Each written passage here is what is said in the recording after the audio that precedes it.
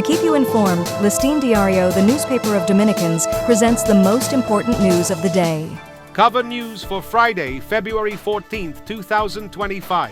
In an effort to counteract the increasing incidence of laser attacks on aircraft at night, the country's airport security and civil aviation authorities held a coordination meeting with intelligence and state security agencies.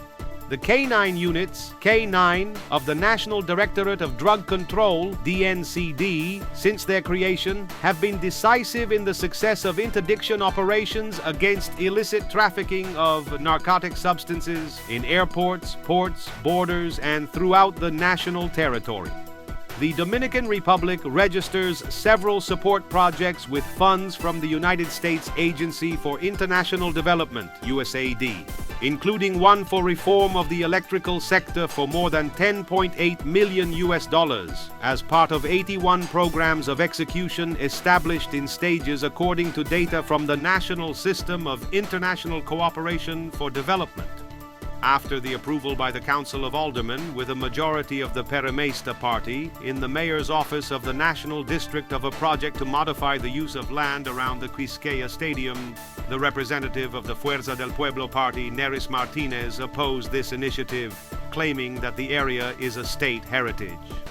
The president of the Dominican Council of Evangelical Unity, CODUE, Feliciano Latin Custodio, calls on the government to expand the capacity of attention and assume the debt with the population with the law on autism, since this lack of capacity generates tensions for families due to non-compliance with the regulations.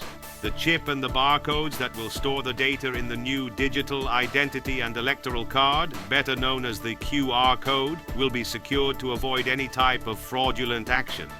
There has been much talk about the mismatch between the basic family basket and the minimum wage in the country. It is not a coincidence. The disparity with a high margin of difference still persists because the government has not managed to balance the cost of living with the base remuneration of private employees in the non-sectorized sector.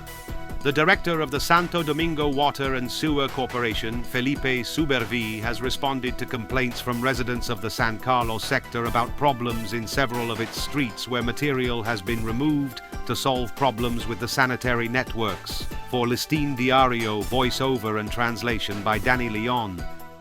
To keep you informed, Listín Diario, the newspaper of Dominicans, presented the most important news of the day.